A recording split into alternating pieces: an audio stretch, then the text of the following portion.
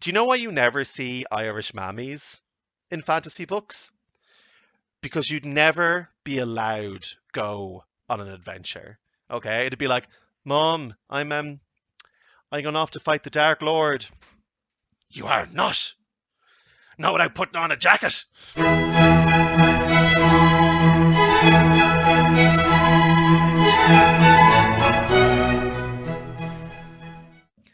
Hi, folks. My name's Dave Rudden, and I am the author of the Knights of the Borrowed Dark trilogy. I am also the author of two Doctor Who short story anthologies called 12 Angels Weeping and The Wintertime Paradox, which is out this week, I think. I am also the author of some plays. I've written some poetry. I've written some TV. I'm currently writing a video game. I've written some music videos. I wrote an anime.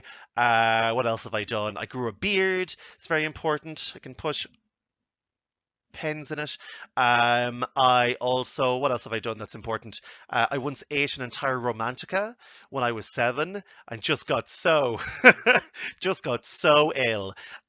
So yeah, that's who I am, and I'm very excited to be visiting you guys virtually. Obviously, unfortunately, I can't come in and yell at you in person, but I'm really excited that the libraries have brought me in to speak to you guys. I'm really delighted that you and your teachers sent in some questions that I can answer at the end of this. And what I'm really here to do is to give you guys some useful tips on how you might get better at your own writing. Because maybe you want to write books, maybe you want to write TV, maybe you want to write films or games or anime or short stories or poetry, or maybe you just want to keep your teacher happy in school. Okay? Like, you're all going to have to write short stories at some point, and I think we've probably all had that experience where you sit down, your teacher gives you something to write about, and you look at the page and you go, I got nothing. I have used up every single word in the English language, and this is currently 4 sentences long. So I'm going to give you guys some small, useful tips you can use for your own writing. And the first of these tips, the most important thing that I can tell you about being a writer, is that when you're a writer, you are in charge. When you are a writer, you decide what to put on the page, okay? You work for yourself. Nobody tells you what to write.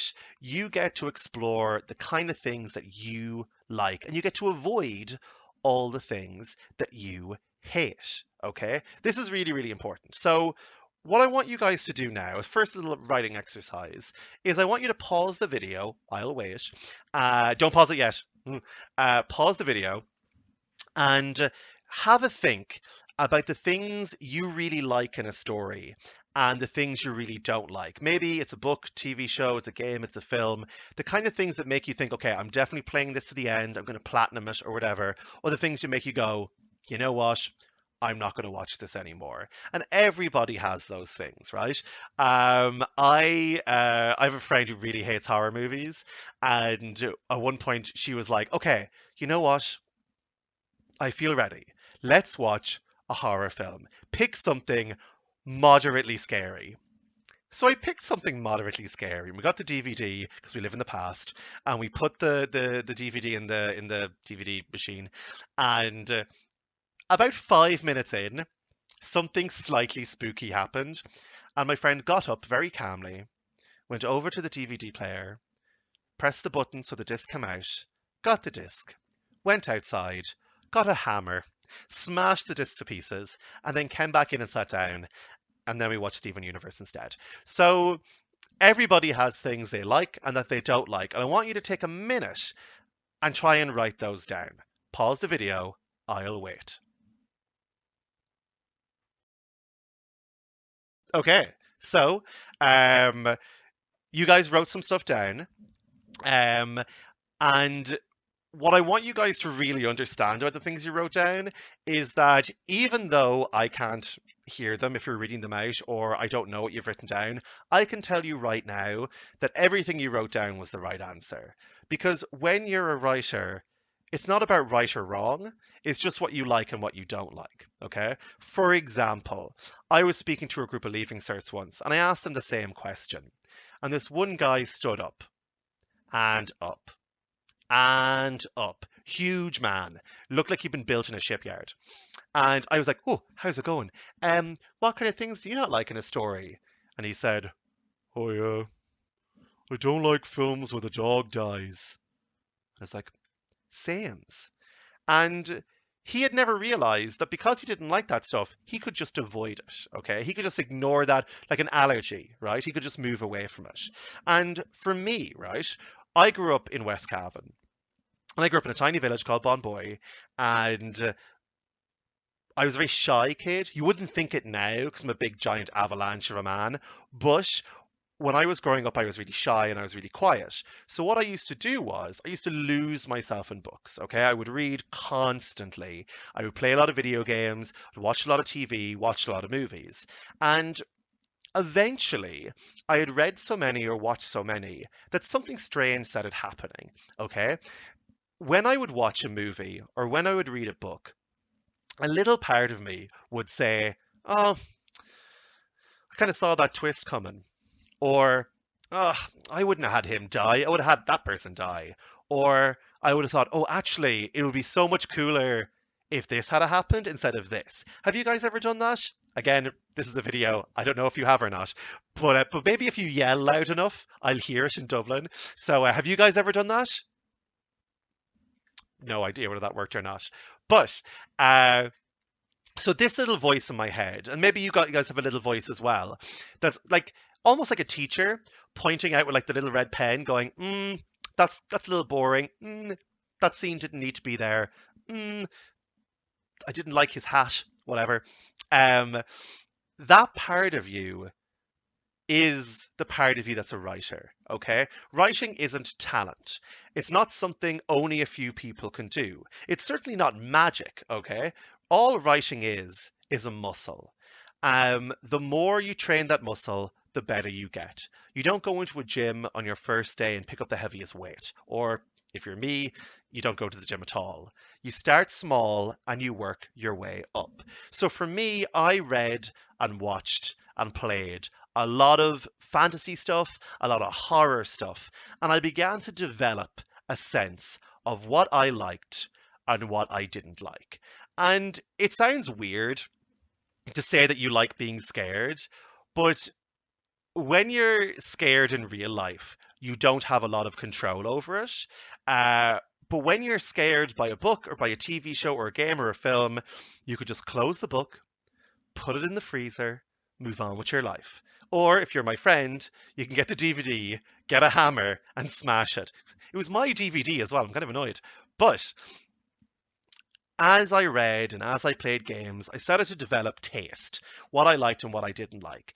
And then, almost as a hobby at first, I began to try out writing versions of the things that I liked and the things that I didn't like. So, for example, I would get so annoyed if a horror film got boring at the end that I would go off and try and write a different ending for it. And I would use the same characters as the film and whatever, but I would just tweak a few different things and see could I make it different. And that is all writing is, okay? When you're looking at something like Harry Potter or the Marvel movies or Fast and the Furious, you imagine them as these huge, big, giant ideas, and they're not. It's just one little step after the other. Okay, so let's try that now, right? As a little bit of a test.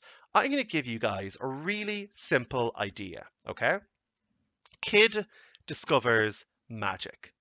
Now, you guys can recognize that idea as soon as you see it, okay? You can probably name 100 books or TV shows or games or films that have used that idea, okay? So, Harry Potter, Worst Witch, Percy Jackson, a lot of the Goosebumps books, not Lemony Snicket, but Lockwood and Co. You could say, if you're looking at TV, you could say something like Stranger Things is about a kid getting powers, Spider-Man is about a kid getting powers, The Avengers, all that kind of stuff. But people keep getting new books and new TV shows out of that idea because it's really cool. The idea of a kid getting magic is really exciting. Everybody would love to have some magic, to have a secret power or a special ability. So they'll always get new ideas out of it. They just have to do one very simple thing. You just have to ask it questions. This is your pro tip the next time your teacher says, write a story about being on holiday, or write a story about a secret agent, or write a story about a secret history. Take that tiny idea and make a list of questions to do with it. Okay? So, um, kid discovers magic. I want you guys, pause the video. Okay, don't pause it yet.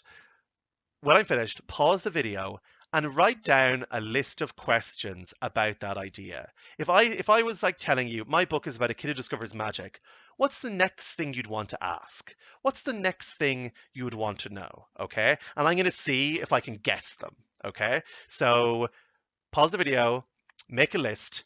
Kid discovers magic. What else do we need to know? And we're back. So you wrote down a list of questions to do with Kid Discovers Magic. So let's play Family Fortunes and see, can I guess which ones you came up with? Hands up if you've got what is the magic written down. Again, I have no idea if you've got your hands up or not. Put your hands up if you wrote down who is the kid. Very important. We need to know what the magic is because our whole story is going to be about that, okay? Maybe it's the ability to shrink. Maybe it's the ability to throw fire. Maybe it's the ability to make kittens vomit. I don't know. We also need to know who the kid is. How old are they? Okay, giving a toddler magic, very bad idea. Giving a 12-year-old magic, slightly better idea. We need to know where they're from. Okay, when I was writing Knights of the Borrowed Dark, I really wanted to set it in Ireland for two reasons. One, because when I was growing up, everything was set in England and everything was set in America. And excuse me, I really wanted to have a story set in a place that looked like where I grew up, okay? With people who are like the people I grew up with. And the second thing was, I was really sick of kids being like innocent and perfect and lovely in these books. Like in a book where like an English kid gets magic, like someone shows up and is like, hey, do you want to join our super dangerous secret organization? And the kid is like, oh, marvelous. Will there be tiffin?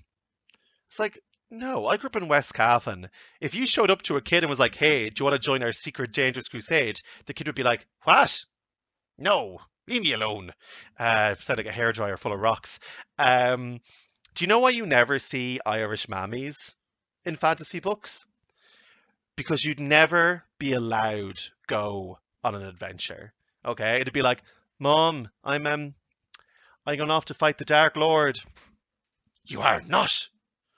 Not without putting on a jacket. I'm 32 years old. And every time I go home to visit my mother in Cavan, my mother's a lovely woman, very small, looks like Dana. My mum always comes up to my room and says, you know, if you're too cold, you can put on a jumper. Yes. And if you're too warm, you can take the jumper off. Mm-hmm. Would you like a toasted sandwich? Yes. So once I made that decision, okay, and that might sound like a small decision, deciding to set your story in Ireland as opposed to anywhere else, but suddenly I knew how everyone dressed. I knew that my Dropbox is almost full. Thank you very much, computer. Apologies. Uh, I knew how my characters acted. I knew what the weather was like, and all this stuff made description easier. I even knew how my characters talked because people in Ireland talk in a very specific way. Okay, my characters use words like grand or class. Okay, and it's funny. I didn't know that people don't say grand anywhere else in the world. Like Irish people are people who grew up in Ireland or people who've been in Ireland for any length of time. When you hear someone say, how are you? I'm grand. You know it means I'm fine. Whereas everywhere else in the rest of the world, they don't say that. So I used to live in Egypt, as you can tell by my amazing tan. And when I was over there, the local librarian was very confused by the Irish way that I spoke. And at one point he said, "Mr. David, I have a question." And I was like, "Yeah?" He said, "David, every day you come in and I ask you how you are, and you say, 'I'm grand.'" Yeah. But I looked up the word grand in the dictionary, and it means large and majestic. Hmm. Also, in Ireland, we say right when we mean okay. You've heard that, right? Yeah. They don't say that in Egypt. So every day I used to walk in and go, "Right, kids," and they'd all go. All these details are important, and all these details make your story longer. So if all we're doing is answering the question of what is the magic, say you've decided the magic is ice magic. Okay, great. Ice magic. So now we suddenly have a whole lot of other questions. What does it look like? What noise does it make? Does it change the way the person using it looks? So, like, does their skin go really pale? Do they have like crackles of ice around their fingers? If it's fire magic, is their hair like fire now? Do their eyes glow? Does it come out of their mouths, or does it, like, come from their hands? If it's the ability to shapeshift, what can they turn into? Do they have a favorite thing to turn into? Have a think, guys, just for a second. If you could turn into anything, what would be like your favorite? What would be your like Spotify playlist of things you can turn into? For me, I would love to be able to turn into a dragon because they sleep a lot. That sounds great. Uh, but all these decisions are yours to make because you're the boss, you're in charge. And when you're answering these questions, you get to decide what's right or what's wrong. And for me, I decide what's right based on what's the most interesting and what's the most exciting. So, for example, if my main character, my main character is called Denison Hardwick. He's 13 years old. He's from Mayo because that's where I spent a lot of my childhood. And I thought it would be really interesting to, instead of him being a sort of a wide-eyed, innocent little lamb of a boy, he's very sharp. He's very snarky. His response when a monster jumps out of a dark and evil dimension is not to go, "Ugh," it's to go, "Why is this happening to me? Why me? Why do I have to deal with this?" And the monster's like, "Are you okay?" I tried to make every little detail, every answer to all these questions really fun and really interesting and really exciting. And I kind of gambled that if they were exciting to me, they might be exciting to other people. So why don't we take another little break here? And why don't you pick just three of the questions you've written down, or maybe three of the questions you've heard other people mention, or the questions that you've heard me ask, and why don't you try and answer them? And why don't you answer them with whatever you think is the coolest, okay? So if you think that the really cool power to have would be teleportation, you pop that in. If you think the really cool power would be the ability to raise the dead by doing this, um, why don't you put that down? Remember that you're in charge. Try and write the kind of thing that you would like to read, because that's all you can do, right? So you don't have to write a whole story, just bullet point out a couple of answers to those questions. And pause the video. I'll be right back.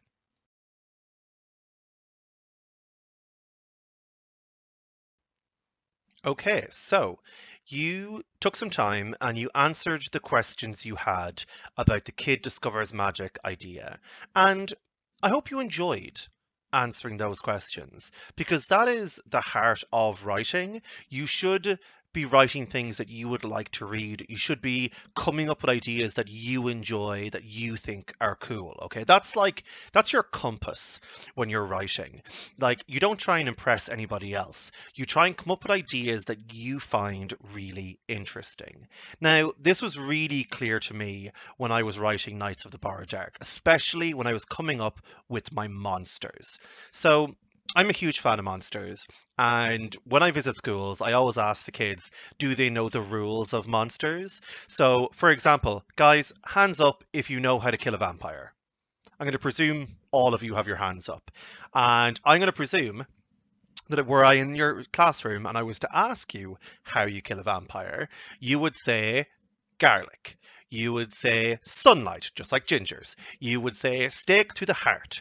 If I asked you how to kill a werewolf, you might say silver bullet. If I asked you how to kill a zombie, you might say bop them on the head. You might say if you were to kill a dragon, maybe you might need a magic sword. These monsters go back hundreds of years, and everybody knows them really well. Like, for example, if I found out that I was in a vampire movie, the first thing I would do was get the largest super soaker I can find and fill it full of holy water, instant flamethrower. So, when it came to Knights of the Power Dark, I had to stretch myself and think of a new type of monster, one that you guys wouldn't be familiar with. Because my main character in my books is a kid your age. So I got to assume that he knows all the different monsters out there. So I had to come up with something different. And my answer to this was I come up with the Tenebrous. Now, the Tenebrous are shapeshifters. When they're in their original form, they look like black oil and hunger. They drip into our universe and they build themselves a body out of whatever they can find. So this was my excuse to try and come up with as many different types of creepy monster as possible. Tenebrous build a body out of whatever they can find. A Tenebrous that breaches in a junkyard might have long claws of scrap metal and have skin made from fused, rusty wire. A Tenebrous that breaches in a forest might pull together a huge body out of rocks and moss and stone and vines. Some of them even look like people. And what this allowed me to do was treat each new monster and each new villain like a horror movie in miniature. I used to love it. I used to sit down in my pajamas, cup of tea, and try and come up with the creepiest possible thing I could. And the fun thing about this in the books is that if my characters were seasoned vampire hunters, by the 50th vampire or so, vampires would no longer be scary, okay? Not to my characters and not to the reader. If my monsters are ever changing and always different, you can never get used to them. Okay? It's a bit like boss battles in a video game. Just because you manage to nail the first boss does not mean you are in any way ready for the second. So each new monster, each new Tenebrous is a new challenge, is a new glimpse into the kind of horrors I can come up with. And this makes it really fun and really exciting, hopefully, for my readers.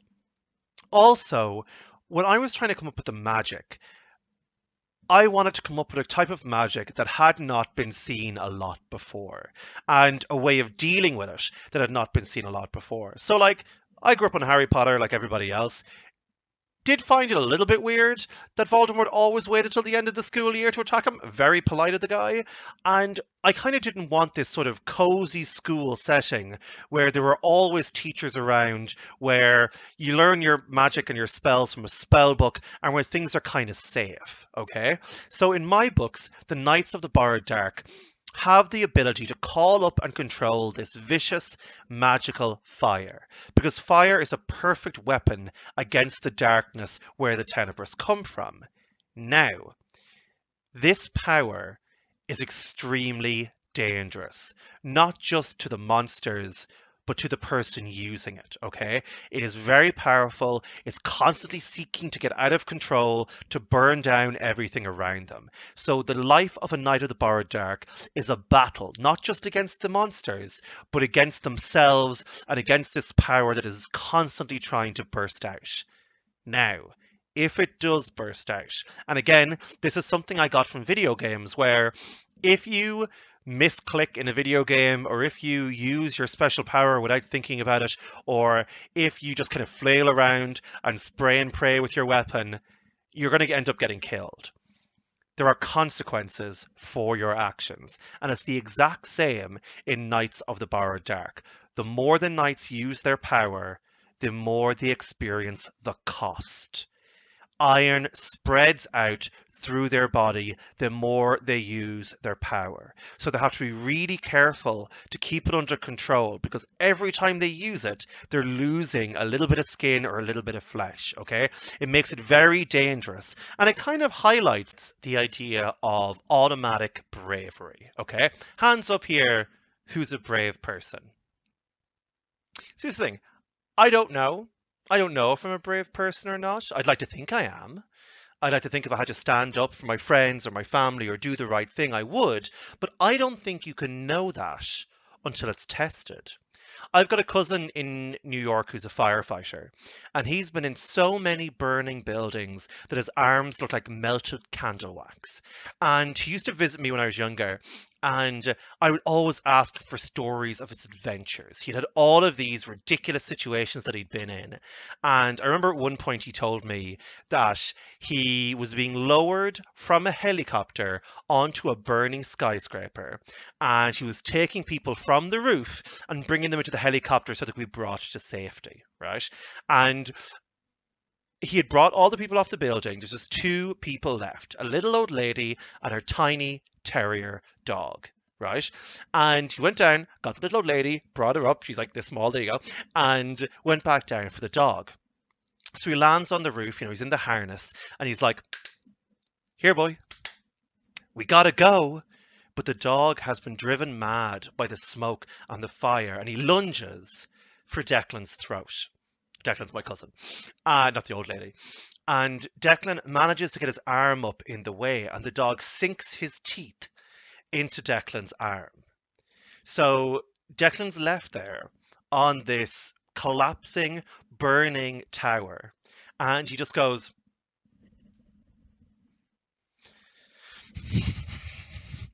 and finally goes, "Pull me up." So they pull him up with this dog hanging from his arm. And I remember he told me this story, and I was like, "Were you not frightened?" And he was like, "Oh yeah, terrified." And I was like, "So are you often scared at work?" He's like, "Oh yeah, it's a terrifying job." And I was like, then how do you keep doing it?" And he said, "Well, sure, if I don't do it, who will?" And that really struck me. He wasn't brave because it's this cool, noble thing or because he thought of himself as a hero. It was just his job to go in and risk himself, his job to go in and protect other people. And I really use that for the Knights of the Borrowed Dark. There's no prophecies in my books, there's no chosen ones. It's just people choosing to put themselves in harm's way, because if they don't do it, somebody will die. And I really believe that anybody has the chance to become a hero. Anybody can make a decision in a moment and put themselves in front of other people to take the risk or to protect others. Let me give you an example, right? I've got a friend called Cormac, and Cormac is really tall and he's really shy, and he doesn't know I tell people this story, so you're not allowed to tell him. Cool. I've been trying to get Cormac to write a book for years because I think he's had a really weird life. But Cormac is he's just real used to being Cormac. So I'm going to let you guys be the judge. You guys are my panel of experts. The following story is completely true. When Cormac was 4, he went to Disneyland with his parents. And he went on the Star Wars ride. Any Star Wars fans here? Hands up, a few of you? Yeah, my people. At the end of the Star Wars ride, these 2 doors hiss open, all this smoke billows out, and out walks Darth Vader. Now, even if you're not a fan of Star Wars, you're probably familiar with Darth Vader. Black cloak, black mask,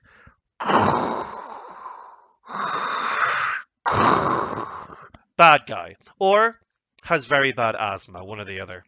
Now, I have very bad asthma, so I'm allowed to make that joke. Now, very important fact about Darth Vader, not a real person, all right? Fictional character. Cormac is 4. And when he sees the Dark Lord of the Sith and supreme commander of all imperial armies come towards his family, it's completely true, he turns to his parents and he says, "Run!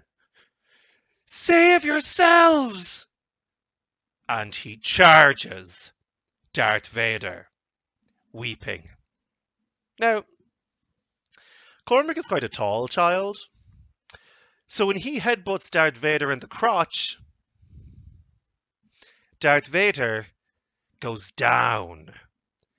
And Cormac, who has gashed open his forehead on Darth Vader's codpiece and is now wearing his very own fetching mask of blood, but is not a man to leave a job unfinished, just starts stamping on his neck, screaming at his parents, "Why aren't you running?" Anybody can be a hero. Anybody at all. You don't even need to be the only kid with a lifetime ban from Disney World. Do you know why do you know why Darth Vader has neck armor? It's because of Cormac. So I love that story because it just goes to show bravery is just one stupid decision, much like writing. Bravery is just one stupid decision after another. So, speaking of stupid decisions, normally in October, which is Children's Book Month, I travel around doing gigs in schools and libraries and festivals and conferences and conventions and occasionally just yell at people on the street. And obviously this year I can't do that. And that's really like I really miss running myself into the ground and doing like 60 events in 1 month, which is basically two a day. And delightedly, Cavan Libraries reached out and got me to do this online event with you guys. But what I really miss about doing the live events is your questions, okay? Because I can talk for days and frequently have about what I know about books and what I like about sci-fi and fantasy and monsters and all that good stuff. But as a children's writer, I work for you, and so I really like answering your questions and giving you the secrets you want to know. So, together with the libraries, we've reached out to the schools to get some questions from you guys, and the response was overwhelming. It was really, really great. We got hundreds of questions from loads of different schools, and I thought I'd answer a few of them in this video to give you guys some insight into the things that you really want to know. So I'm going to start off with Mr. McTaggart's fifth class in Ballyjamesduff. Now this one is particularly special for me because I used to teach Mr. McTaggart. That's how old I am now. My students are now teachers. And his class were fantastic and sent in a bunch of questions. Now, I mightn't be able to get to read out every single question from every single student from every single school, but I did notice that there were a lot of common questions that I guess a lot of you were interested in. So hopefully, even if I don't get to read out your name, you might get an answer for your question. So first off, we've got Evan and Abby who want to know what made me become an author. And the short answer to that is I'm really bad at everything else. I used to be a teacher and I really enjoyed explaining things to kids and trying to find a way to make the books I was teaching and the stories I was telling interesting and exciting, because that always makes it easier for young people to learn if the teacher delivers a bit of a performance, okay?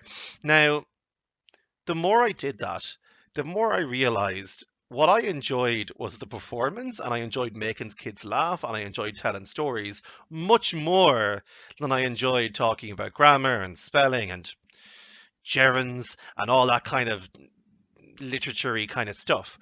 So I decided I would start telling my own stories and start kind of like seeing if I could write books that could sit on the shelf with all those other books that I grew up with, basically. Great question. Nadine wants to know, am I still a teacher? And how many books have I written? So I do still teach writing a lot, which is really fun because I get to, like, I'm very bad at maths, Irish, French, geography, history, Spanish, religion, Irish again. And so now all I teach is writing, and that's really nice. I can concentrate on the things I actually know something about. How many books have I written? I have written 5. I've written the full Knights of the Borrowdark trilogy, and I've also written those 2 Doctor Who books. I am also 50,000 words into a new book for teenagers called Sister Wake, which is about a girl who raises the dead. It's very exciting.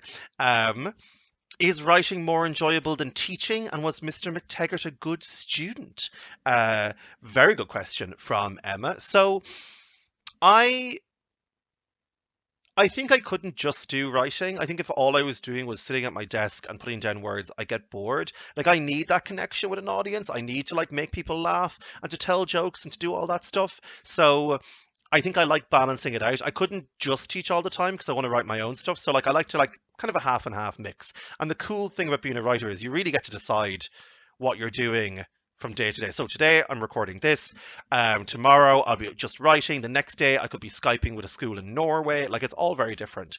Was Mr. McTaggart a good student? I wish I had some good rule breaky stories, but actually he was a really nice student and a really sound guy. So yeah, no gossip, I'm afraid. Mr. McTaggart's probably like, oh, thank God, he's covering for me. uh,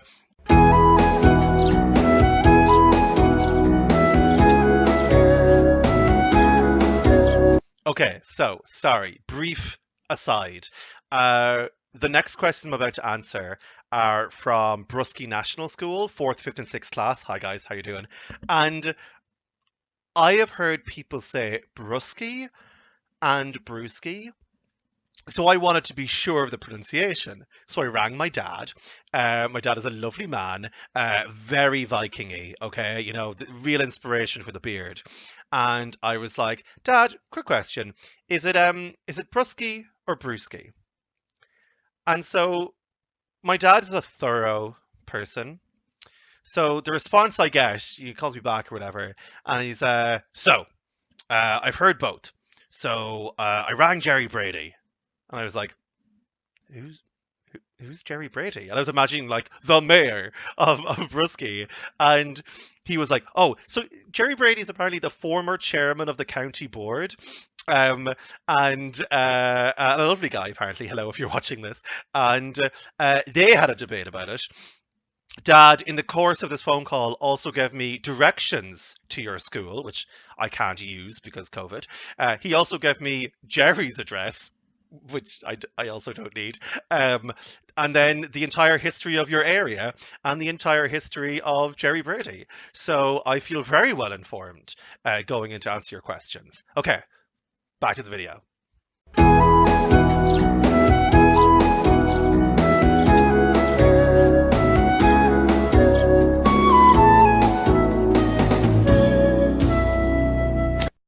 So some questions from Brusky National School. Um, Charlie would like to know, did anyone help me write the books? So it's a funny one. People always imagine writing as this kind of lonely job where you sit at your computer or at your desk with your pad and your paper, and you're very lonely and nobody helps you and you sort of focus on it all yourself.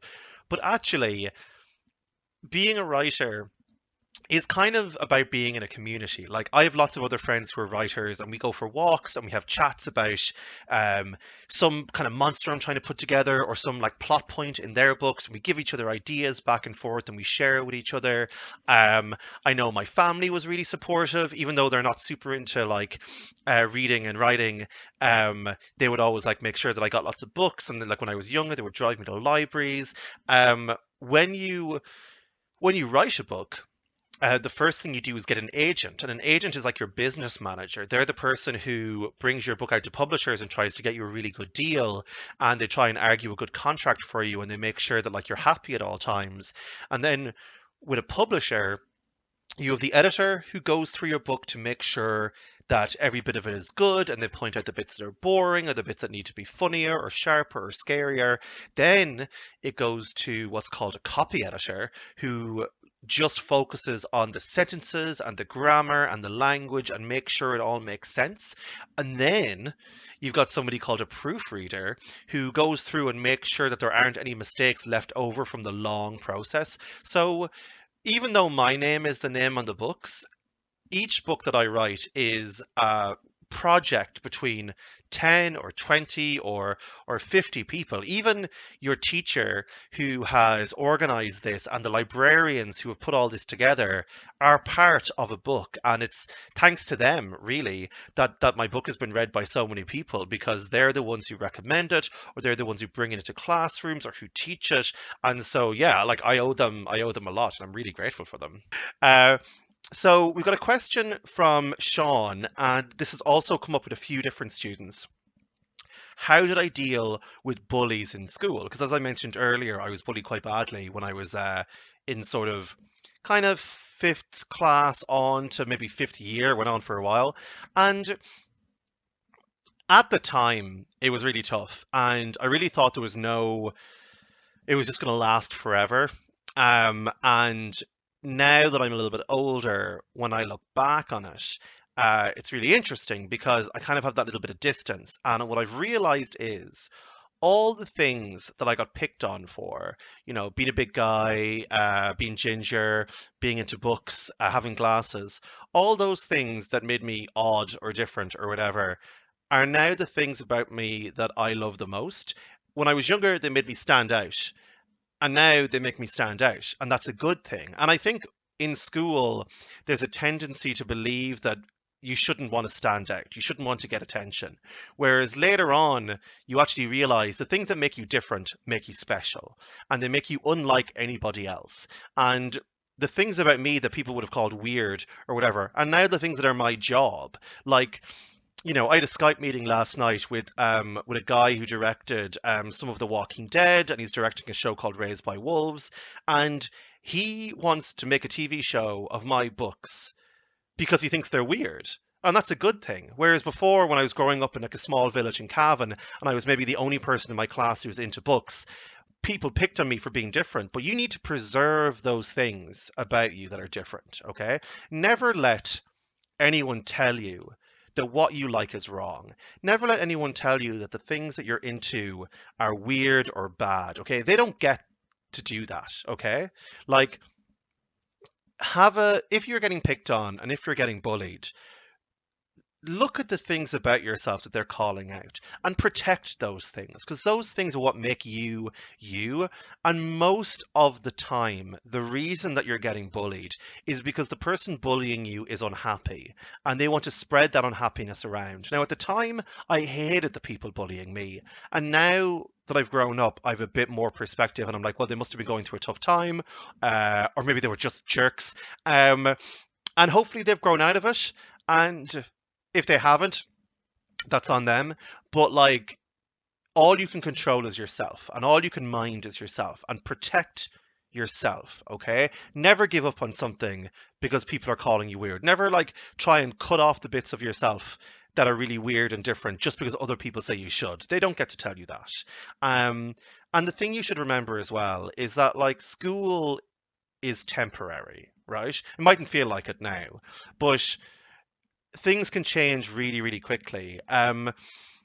When I got to college, I suddenly was surrounded by hundreds of people who were into the same things I was into. People who are into books, people who are into like, board games and video games. And, it seems really silly now to say that like I got like picked on for being into video games, but like when I was younger, people weren't into that and stuff. So when I got to college, I met people who were like me, and it was like school had been a bad dream. I'd found my tribe, I'd found my people. And when I go to schools, and I've been into 605 schools in the last like 4 years, I can always tell the kid who's getting picked on.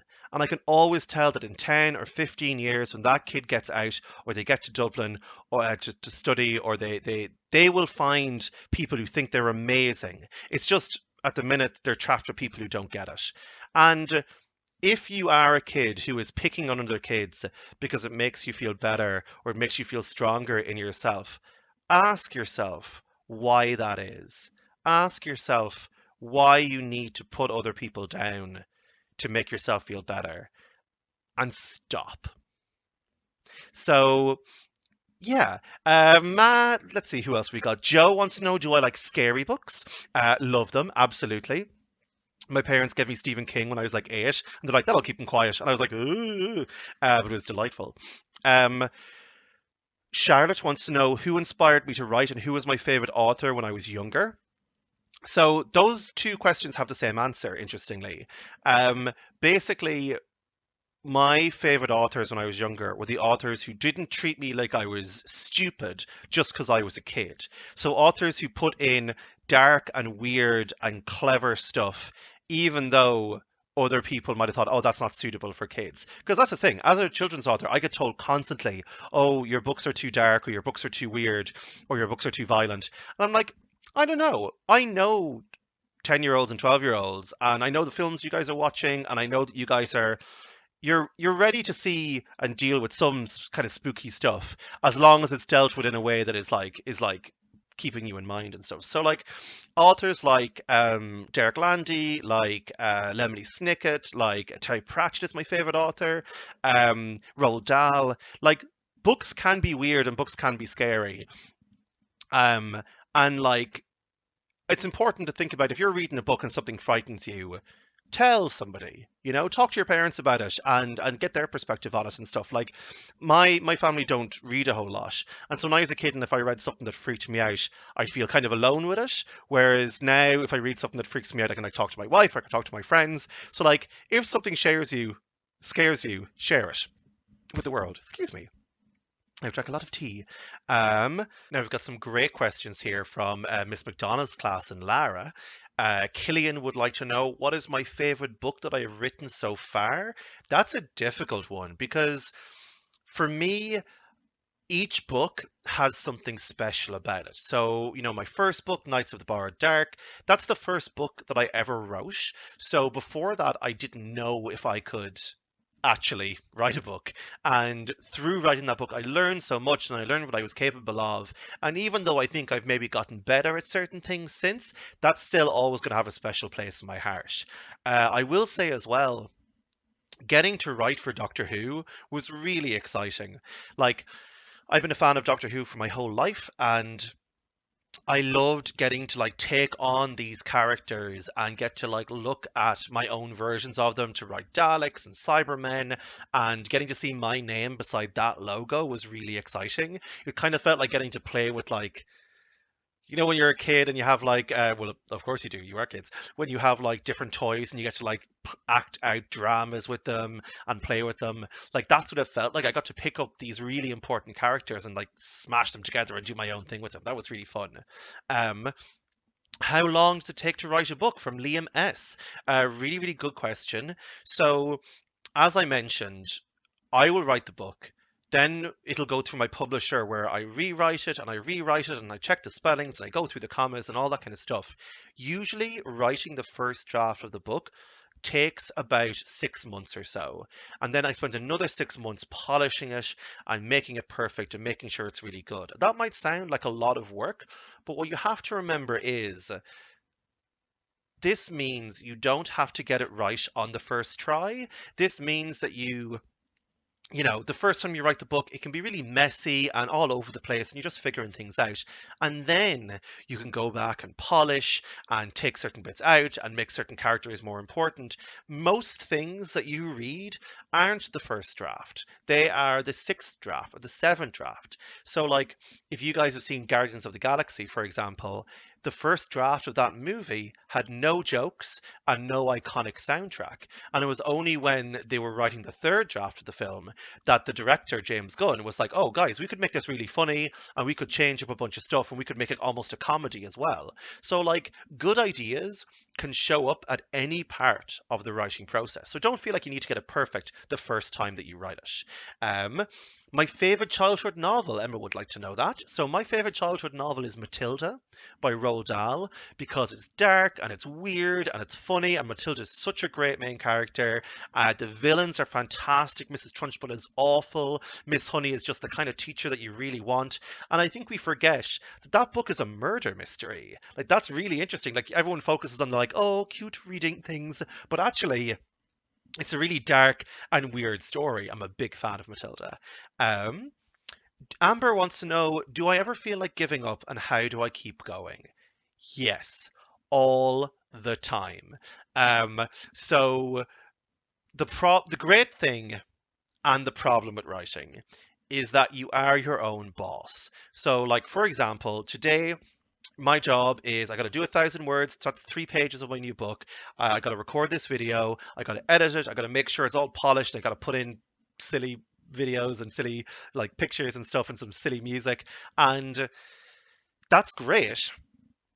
But there's no one standing over me to make sure I do it. There's no teacher or there's no employer who's there to make sure I do my work, which means I have to make sure I do it. So in some ways that's nice because I can take time off if I need it, and every day is something different, and I can go looking for cool weird gigs to do. But on the other side, if I don't make myself do the work, it won't get done. And I think that's what stops people becoming writers a lot of the time, is because writing can be a bit of a slog. And it's easy to write when you're having fun and it's really exciting, but you also need to make sure that you're writing at the times when it's not as exciting or when it's a little boring. And then you go back over other drafts and make sure the boring bits are less boring. So like what I would always advise people to do is don't bite off more than you can chew. Like, don't sit down and decide, I'm going to write 15 pages today, and if I don't do it, I'm a failure. Decide that you're going to write one A4 page a week. When that becomes really easy, write two A4 pages, then three, then four, then five, and eventually you'll get to where I am, where I do maybe 15 or 20 A4 pages a week. So build yourself up like you're training for something, like you're practicing for something, like you're learning an instrument. Take it in small steps, and that way you'll never feel exhausted or you'll never feel annoyed at it. So, like, yeah, don't bite off more than you can chew. Um, Alana would like to know 3 tips on how to start off and become an author. Great question. So let's take that one as the first one. Set yourself a sustainable goal. Don't bite off more than you can chew. Just do little bits until you get used to it. I would also recommend when you read, and you should read if you want to be a writer, because it tells you what stories are already out there, it tells you what things have been done to death, it might give you an idea for your own stories. But when you're reading, pay attention to read like a writer. So when an author describes a monster in a really gross way, make a note of it and go, how do they do that? And think about how you would do that. Like when I read a big fantasy novel and someone describes a sword fight in a really cool way, I take notes and I go, okay, I must try doing that in my work. If somebody um, just does something really badly, or I get bored midway through a book, I don't just put the book down. I ask myself, why was I bored? And that makes it easier in school when your teacher asks you what you're reading and how to talk about what you like and what you don't like. But it also teaches you how to be a writer. You should always be paying really close attention to the stories you're taking in. If a video game bores you midway through, ask yourself why it bored you. If a movie was really good and you really wanted to get to the end, ask yourself how the writer of that movie made you feel that way. Always be paying attention. Um, excuse me. And the final writing tip that I would give is when you're writing, make sure the first time you write a story, you are thinking about yourself and nobody else, okay? Write the kind of story you really, really like and you really, really enjoy. Don't worry about your teacher or your parents or your friends or a competition or anything like that. Just make yourself happy. Then go back in your second draft, and that's when you think about the audience. That's when you think about, okay, am I making this nice and clear for the people reading it? Am I making sure it's fun? Am I making sure it's exciting? Am I making sure what's on the page is everything they need to know and I haven't left something out? But split up those two jobs so you're not trying to keep everybody happy and yourself happy and write a story in the first go. Go easy on yourself is basically what I'm saying. Um, how long do I spend, from Liam C, how long do I spend on average writing every day? So instead of time, I go by word count. So I try and do 1,000 words a day. That's 3 A4 pages. And the reason, and I've worked my way up to that over years of writing, okay? I didn't start off doing that. I think I started doing like 200 words a week and then I built myself up. But if you do 1,000 words a day, 5 days a week, and I make sure and I take days off and I relax and I go for walks and I like play with my cat and I do other things that are important. But if you do 1,000 words a day, if you manage to do that in 90 days, you will have a novel. You'll have a full-size novel. So I don't try and rush my books out. I just get a solid amount done each day. It's like save points in a video game. You know, once I get to that point, I'm like, okay, I've got this done, and then I can take time off, or I can go answer the million emails I have, or do videos or things like that. So set yourself really smart, sensible goals, because then you really get addicted to the feeling of hitting them all the time. So like if you do that instead of exhausting yourself trying to write a million pages in one day, then you'll get a book done a lot quicker. So I also wanted to give a big shout out to Sinclair's National Schooling Bala James Duff. Some really great questions from both Miss McKay's class and Miss Boylan's class. So one question was, did Harry Potter inspire me to write books about magic or write books at all? Harry Potter was like a starting point, but very quickly after reading Harry Potter, I started looking for every possible fantasy book that I could find. And I think there's a lot of good stuff about Harry Potter, but I definitely was drawn a little bit more to things like Artemis Fowl by Owen Colfer, because in people forget that in the first Artemis Fowl book, Artemis Fowl is the villain, and I never read a book where a kid got to be the villain before, and I thought that was really exciting, and that made me think a lot more about the villains. I also was a huge fan of Lockwood and Co. by Jonathan Stroud, definitely worth a look. Books by Garth Nix, also like again anything with magic, I just hoovered up into my face. Um, what did my family think when I told them I was going to be an author? They were cautiously optimistic.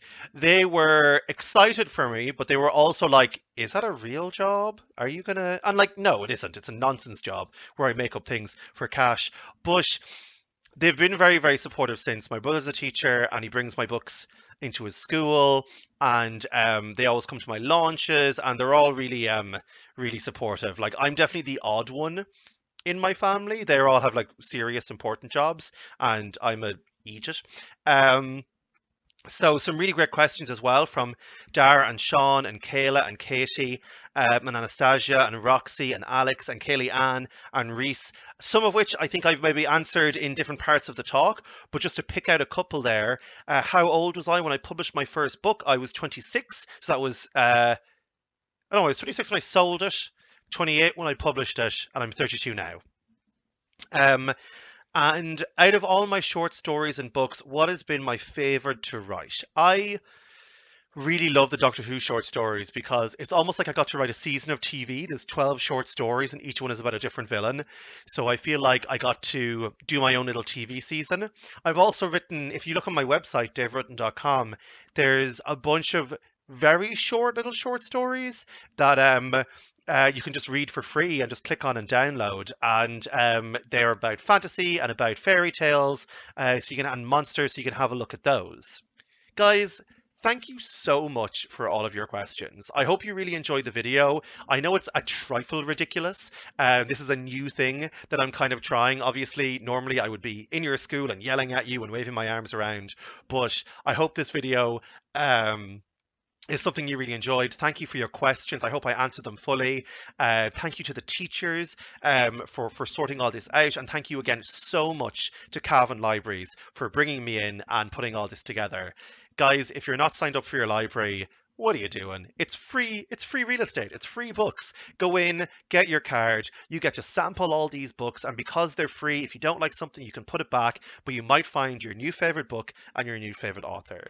My name's Dave Rudden. I have been and will continue to be, the author of the Knights of the Borrowed Dark books, as well as the Doctor Who anthologies, 12 Angels Weeping and the Wintertime Paradox.